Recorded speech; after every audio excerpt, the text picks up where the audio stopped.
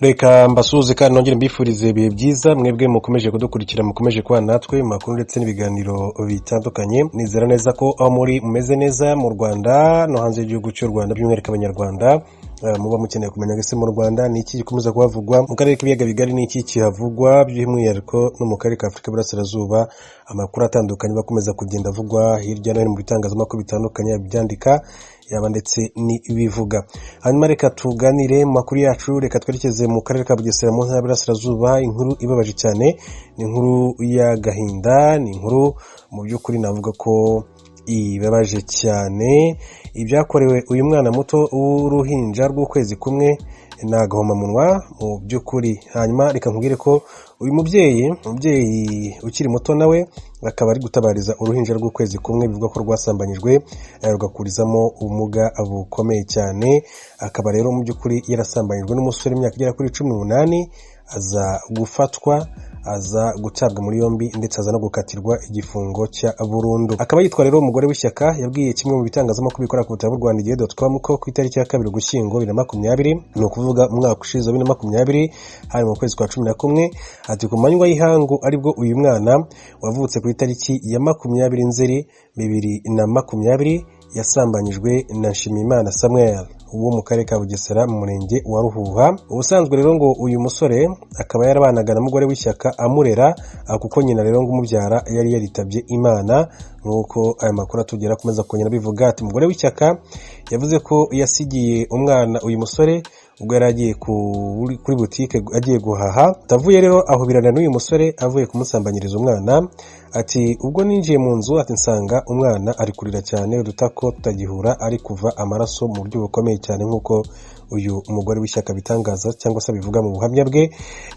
Ibyo yaboneye ku mwana we, yavuze ko nyuma y'ayo marorerwa ngo yahise rero ashaka uburyo bwo uwo musore yatabwa muri yombi, niko rero kumusaba kujya kumuzanira amazi. Agize ati naramubwiye ngo agende azana amazi, aragenda. Ati nanjye rero mpamagaza abaturanyi, ati ndabibereka. Ati ndangije njya kuri poste de santé, naho bahita bambwira ngo nje ku kigo nderabuzima. Mageze bahita banjyana ku bitaro bikuru bya Nyamata mu karere ka Bugesera.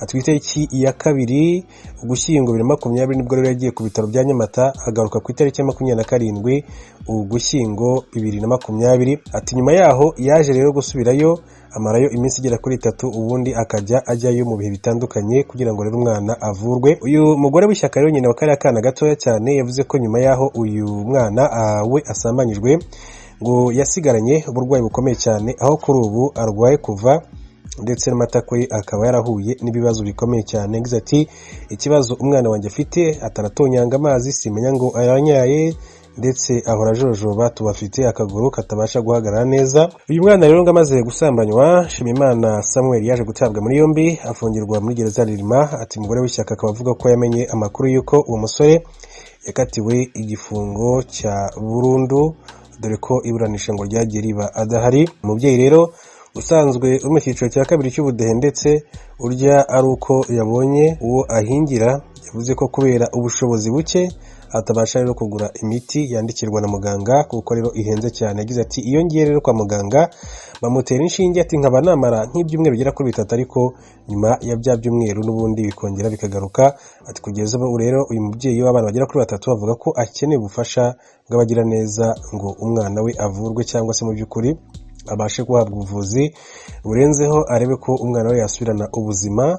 Nubwo bigoye cyane, ni igikomere gikomeye cyane kuri uyu mubyeyi, ndetse urumvikana ko ni agahinda gakomeye cyane no kuri uyu mwana. Ibyo yakorewe ntabizi, ariko umva ko yasigiye ibibazo bikomeye cyane by'ubuzima. Navuga ko mu by'ukuri rero ari inkuru ibabaje cyane. Uyu musore gusa kubw'amahirwe nuko yatawe muri yombi ndetse akanakatirwa igifungo cya burundu kugira ngo aryozwe by'iki cyaha, akaba rero ariko amategeko y'u Rwanda abiteganya muri rusange. Reka rero tuve kuri iyi nkuru tuganire turebera n'andi makuru atandukanye. Mabwire ko Perezida wa Repubulika y'u Rwanda Paul Kagame akaba na chairman wa RPF Inkotanyi yagaragaje ko abanyarwanda bakwiye gushyira imbere ibibafitiye inyungu, bakareka ibintu byose bibatanya ahanini biba bifite n'abanyamahanga babiri inyuma, babashaka rero gukereza urwo rugendo rw'iterambere ry'igihugu cy'u Rwanda.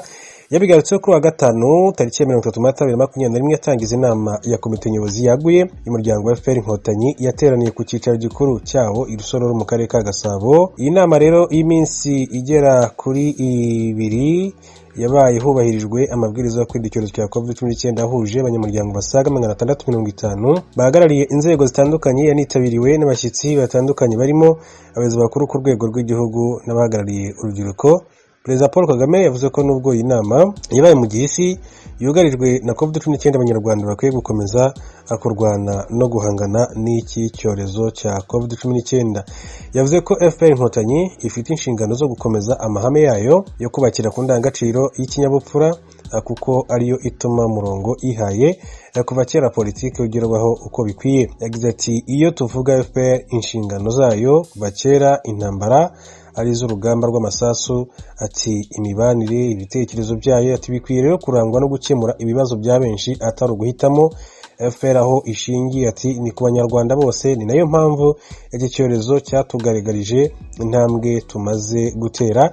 Perezida Paul Kagame yavuze ko ku bibazo bikunda rero kugaragara mu miyoborere, avuga ko iyo abigaragaza aba atanenga gusa kuko hari n'ibindi byishimirwa n'abanyarwanda kimwe n'abandi batari bo. Iyo ntambwe agize ati iyo ntambwe twayishimira, kwishimira ko hari bimaze gukorwa, ati shima iyo ntambwe imaze gukorwa, shima iyo ntambwe uteye ndende, ariko niba narashoboraga gutera intambwe 2 ndende kuki ntabikora, kuki bitabaye gutyo? Niba ushobora kurenga abantu 1000 irengera abantu 1000 aho gutegereza 300. Perezida Paul Kagame yavuze ko muri ibi bihe byo guhangana n'icyorezo cya COVID-19 mu mikoro make y'igihugu hari byinshi byakozwe bishimwa, bitari ku rwego rw'igihugu gusa ahubwo ku rwego rw'isi. Ati bishingiye ku mikorere, ku myifatire ndetse no gufatanya. Ati byuko hari abanyarwanda bake bateye uko bateye, ati bagira uko bavuga, ibyo bizahora, ati niko isi iteye. Ati iyo hari abantu bake bahuriye hamwe, ati birirwa bandika bavuga ngo mu Rwanda abantu barapfa, ati nta winyagambura, ibyo ntiwabuza abantu kuvuga. Ati n'abavuga ibitari ibyo baravuga, ahubwo mwe mwagakwiye kuba muvuga, ati mufite ibyo muvuga, ati kuki mutavuga? Mukore ibizima, muvuge ibizima, abakora ibizima mubuzwa n'iki kubivuga? Iyo bitabaye ibyo ukora ibibi arakwangiza. Ati ni nk'uko rero umuntu yaba afite amazi meza undi akagenda agashyiramo igitonyanga cy'irangi. Perezida Kagame akaba yibukije bakiri bato bafite imyanya mu nzego zitandukanye ko bagomba rero kugira amahitamo akwiriye, buri wese akamenya icyo ashaka akora mu nyungu z'abandi. Yagize ati tugomba kumenya abo turi bo, inyungu dufite n'uburyo bwo kuzigeraho. Niba nta myitwarire myiza ufite, ati bizagorana gukorana no guhuza intego rusange.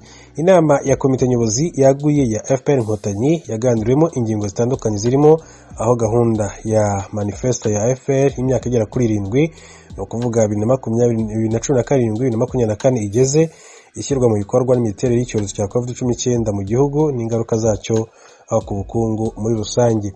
Duciye muri Tanzania gato, ati inzu uhora wimukamo iba ifite ikibazo, ibyo ati abagabo barabizi. Uwo ni Perezida Samia Hassan Suluhu w'igihugu cya Tanzania. Perezida wa Tanzania